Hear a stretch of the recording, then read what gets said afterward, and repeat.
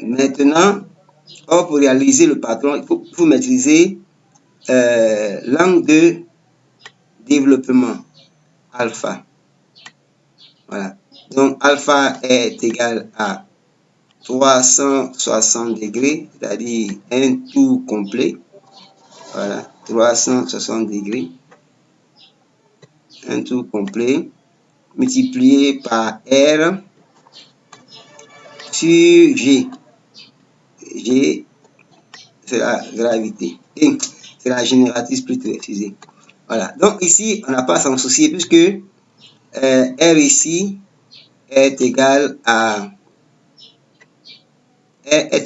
quoi? À diamètre divisé par 2. Ça, c'est évident hein, sur les cercles. Là, voilà. Donc, ça va donner 3. Voilà. Donc, qu'est-ce qu'on va faire? On va faire 3. Donc, l'angle ici va donner quoi? Alpha. Alpha va être égal à quoi? Ici. À 360 degrés. Voilà. Multiplié par R. R qui fait 3. Sur la génératrice. Voilà. Qui fait 5. Voilà. Donc là, on ne s'embrouille pas. Voilà. Lorsqu'on divise 36 par 5, on trouve d'abord 7 et 1 qui reste avec 72. Or, 72 multiplié par 3, ça fait 216. Voilà, 6 fois 2, 3 fois 2, 6. Et puis, ensuite, 3 fois 7, 21. Voilà. Donc, l'angle de développement fait 260 degrés. Bien, donc voici la solution achevée pour le deuxième exercice sur le patron d'un cône de révolution, voilà, concernant les différentes variables que nous devons trouver. En développement, diamètre, génératrice, rayon, X de base. À tout à l'heure. Donc, voici comment se présente le patron du cône de révolution que nous avons étudié dans l'exercice 1 pour faire différents calculs.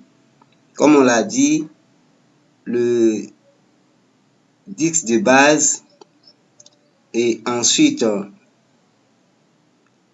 la génératrice et l'angle de développement, voilà, forme ce patron là. Voilà, donc ici, sur le diamètre faisait 6, on a mis rayon 3. Et l'angle de développement qu'on a demandé de calculer, on a fait 360 fois 3 sur 5, ça donnait 216 degrés. Voilà. Maintenant,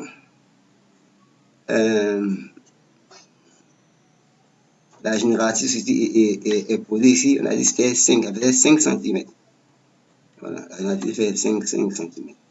Ça, c'est au niveau de l'angle pour former l'angle de développement. Donc, voici voilà, le schéma du patron pour mieux nous éclairer.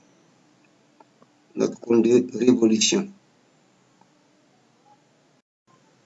Comme nous l'avons déjà vu pour la pyramide, pour le cône de révolution aussi, la formule de l'aile latérale est identique à celle de la pyramide. La seule différence, c'est que le P ici désigne un élément unique qui est le périmètre de base, qui est un cercle. Or, pour la pyramide, on peut avoir un triangle, on peut avoir un carré, et puis on peut avoir aussi un polygone. Voilà. Donc, c'est un peu cette différence-là. Voilà. Donc, A, ici, c'est égal à P fois A sur 2. Voilà. rien que la formule à retenir. Voilà. Donc ici, là c'est l'air, la formule de l'air. Maintenant, la génératrice, on vous rappelle aussi que elle aussi est appelée apothème aussi. Voilà, parce que c'est le support quitte le sommet, voilà, et perpendiculaire au côté opposé en passant par le milieu ici. Il n'y a pas de milieu. Voilà, on considère que cette face-là est un triangle rectangle. Voilà, donc ici, dans le cône, la génératrice et l'apothème, voilà,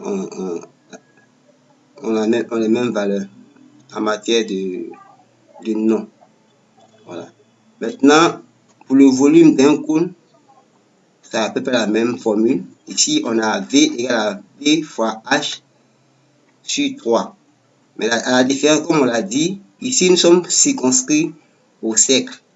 Or, de l'autre côté, il faut bien voir d'abord quelle est, qu'on appelle ça, la forme géométrique, voilà, de la base pour pouvoir faire les calculs. Ici, il s'agit du cercle. Donc, avoir des notions sur les cercles pour aller plus vite. Voilà, donc l'air de la base et puis H, la hauteur du cône. Maintenant, une nouvelle notion qui est instaurée, c'est que on parle de air total, c'est-à-dire on va calculer d'abord l'air latéral plus B qui est l'air de la base. Donc l'addition des deux, ça forme l'air total. Voilà.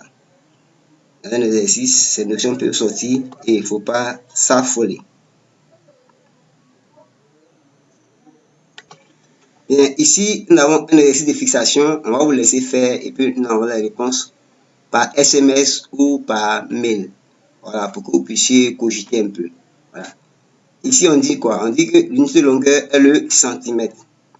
La figure ci-contre, qui n'est pas en vraie grandeur, représente un cône de révolution du sommet S et puis la hauteur SO et sa base, le disque de diamètre AB.